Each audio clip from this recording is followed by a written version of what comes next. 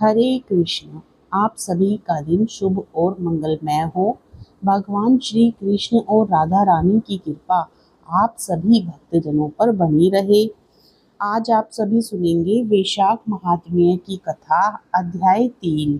मित्रों, यदि आप हमारे चैनल किटकैट कहानी पर पहली बार आए हैं तो इस प्रकार की अमृतमयी कहानियों को सुनने के लिए और साथ ही व्रत और त्योहारों से जुड़ी महत्वपूर्ण जानकारियों को समय पर प्राप्त करने के लिए चैनल को जरूर सब्सक्राइब कर लें।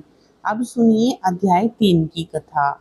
नारद जी बोले, जो मनुष्य श्रेष्ठ ब्राह्मण को पलंग दान करता है, ब्राह्मण को उस पर सुख से सुलाकर ठंडी ठंडी हवा की जाए तो संपूर्ण धर्मों के साधन से उसका शरीर निरोग रहता है। इस दान से सब ताप शांत हो दूर हो जाते हैं। वह मनुष्य योगियों से भी दुर्लभ पद पाता है। जो मनुष्य वैशाख में धूप से थके हुए ब्राह्मणों को सुंदर श्रम नाशक पलंग दान करता है, वह मनुष्य, हे राजन, संसार के जन्म मरण और वृद्धावस्था के कष्ट नहीं भोगता। उस पलंग पर ब्राह्मण के शयन करने से जीवन भर के जाने अनजाने किए हुए पाप नष्ट हो जाते हैं। हे राजेंद्र, उसके पाप ऐसे नष्ट हो जाते हैं जैसे अग्नि के स्पर्श से कपूर नष्ट हो जाता है, और वह मनुष्य निश्चय ही ब्रह्म पद को चला जाता है। जो मनुष्य वैशाख मास में सैया दान करता है, वह मनुष्य इसी जन्म में संपूर्ण भोग्य पदार्थों को भोगता है। उसके कुल में बहुत से मनुष्य होते हैं, कोई रोग उसको नहीं होता है। उसे बड़ी आयु, धैर्य, निरोगता और यश मिलता है। उस धर्मात्मा के कुल में 100 पीढ़ी तक कोई अधर्मी नहीं होता है। इस मास में दान आदि करने का अपार फल होता है।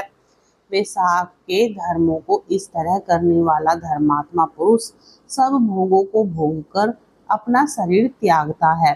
जो वेद पाठी ब्राह्मण को तकिया दान करता है, उसके सभी पाप नष्ट हो जाते हैं और अंत में ब्रह्म पद प्राप्त होता है। बिना इसके दिए मनुष्य सुख पूर्वक नहीं सो पाता है और इसके दान करने से सबका आश्रय बनकर पृथ्वी का राज्य भोगता है। हे राजन, वह मनुष्य 7 जन्म तक सदा सुखी भोगता है, भोगी, धर्मपरायण और विजयी होता है, फिर अपने 7 कुल समेत मुक्त हो जाता है। जो मनुष्य चटाई अथवा और किसी प्रकार का आसन देता है जिस पर पत्रशायी विष्णु भगवान स्वयं विराजते हैं, जैसे जल में पड़ी हुई ऊन नहीं भीजती, वैसे ही संसारी जीव संसार के बंधन को नहीं प्राप्त होता है।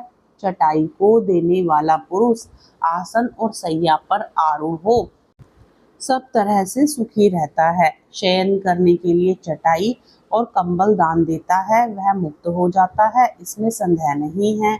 निद्रा से दुख दूर हो जाता है और निद्रा से परिश्रम दूर हो जाता है। वही निद्रा चटाई पर सुखपूर्वक आती है। हे राजन, जो वैशाख में कंबल का दान करता है, वह अकाल मृत्यु और काल मृत्यु से छूटकर 100 वर्ष तक जीवित रहता है। जो प्राणी धूप से व्याकुल ब्राह्मण को पतला वस्त्र देता है, उसकी पूर्ण आयु होती है और परलोक में उसको परम गति मिलती है। कपूर अंत स्ताप को दूर करते हैं। इस कपूर का दान यदि ब्राह्मण को देते हैं तो मोक्ष मिलता है और दुख का नाश होता है। जो ब्राह्मण को फूल और कुमकुम दान करे तो सार्वभौम राजा हो सब प्राणी उसकी आज्ञा में रहते हैं और पुत्र तथा पुत्रों से युक्त होकर सब भोगों को भोग मोक्ष पाता है।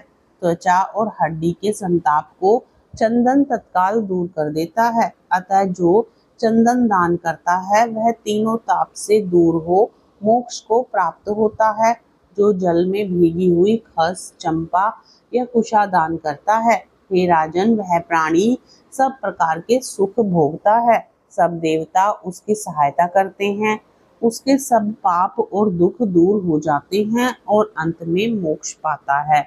जो वैशाख में गोरोचन और कस्तूरी दान करता है, वह तीनों तापों से छुटकर मोक्ष पद पाता है। जो मेष की संक्रांति में तांबूल और कपूर दान करता है, वह पृथ्वी में सारे सुख भोग कर निर्वाण पद प्राप्त करता है। जो मनुष्य सेवती और जूही दान करता है, वह सार्वभौम राजा होकर अंत में मोक्ष पद पाता है। जो वैशाख में केतकी और मल्लिका दान करता है, वह माधव भगवान की आज्ञा से मोक्ष पद पाता है। जो मनुष्य ब्राह्मण को सुपारी और अन्य सुगंधित द्रव्यों का दान देता है, और हे राजन, जो नारियल दान करता है, उसके पुण्य के फल चित लगाकर सुनो। वह 7 जन्म तक ब्राह्मण के घर जन्म लेता है और धनवान तथा वेद पाठी होता है। फिर वह 7 कुल समेत विष्णु लोक को जाता है। हे राजन, जो प्राणी विश्राम मंडप बना ब्राह्मण को देता है, उसके पुण्य के फल को कहने की मेरी सामर्थ्यता नहीं है। जो मनुष्य छाया मंडप बनवाकर उसके भीतर बालू बिछा देता है और उसमें प्याऊ लगा देता है, वह स्वर्ग लोक का स्वामी होता है। जो मनुष्य मार्ग में बाग बगीचा तड़ाग कुआं झोपड़ी बनवाता है, वह बड़ा धर्मात्मा है। उसका पुत्र भी धर्मात्मा है, संतान भी उसकी धर्मात्मा ही होती है। उन 7 में से जो एक भी नहीं करता, वह मनुष्य स्वर्ग को नहीं जाता।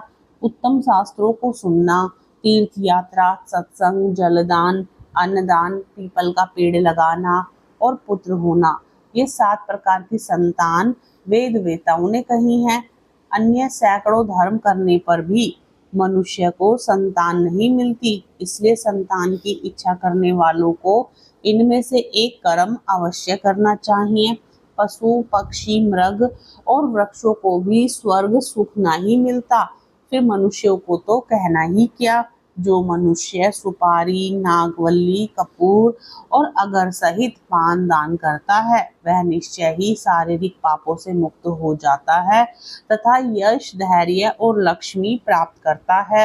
रोगी रोग से छूट जाता है और निरोगी मोक्ष को पाता है। जो वैशाख में तापनाशक छाछ का दान करता है, वह विद्यावान और धनवान होता है, इसमें संदेह नहीं है। क्योंकि गर्मी की ऋतु में तक्र के समान कोई दान नहीं, इसलिए मार्ग के कारण थके हुए ब्राह्मण को छाछ का दान करें। जो मनुष्य नींबू का रस और नमक डालकर अरुचिनाशक छाछ का दान करता है, वह मोक्ष पाता है। जो गर्मी से व्याकुल ब्राह्मण को दही की लस्सी पिलाता है, हे राजन, उसके पुण्य का फल कहने की मुझमें सामर्थ्यता नहीं है। जो वैशाख महीने में अच्छे चावल दान करता है, उसकी बड़ी आयु होती है और वह सब यज्ञों के फल पाता है। जो तेज रूप गौ का घी दान देता है, वह अश्वमेध का प्राप्त कर विष्णु भगवान के आनंद को पाता है। जो मेष संक्रांति में ककड़ी और गुड़ दान करता है, वह संपूर्ण पापों से छूटकर श्वेत द्वीप को चला जाए। जो मनुष्य दिन के ताप की शांति निमित्त ईख का दान करे, उसका अनंत पुण्य होता है। जो सायंकाल श्रम की शांति के लिए पन्ने का दान करते हैं, वह संपूर्ण पापों से छूटकर विष्णु की सायुज्यता को प्राप्त होता है। जो सायंकाल के समय ब्राह्मण को फल और पन्ने का दान करे, उस दान से पितरों को निश्चय सुधापान मिलता है। जो वैशाख महीने में पके आम के फल और पन्ने का दान करते हैं, उसके सब पाप निश्चय ही दूर हो जाते हैं। वैशाख महीने की अमावस्या को पैसे भरे घड़े का दान करने से सो गया श्राद्ध कर लिया, इसमें संदेह नहीं। वैशाख की अमावस्या को कस्तूरी कपूर मिल्फ का खस आदि वस्तुओं से युक्त जल कुंभ का दान जो पितरों के लिए करता है, उसको 96 श्राद्ध करने का पुण्य निसंदेह होता है। इस प्रकार वैशाख महात्म की कथा अध्याय 4 संपूर्ण होती है। हम आशा करते हैं आपको आज की कथा अच्छी लगी होगी। कथा अच्छी लगे तो अपने मित्र गणों में जरूर शेयर करें, साथ ही वीडियो को लाइक करें, चैनल को सब्सक्राइब भी करें।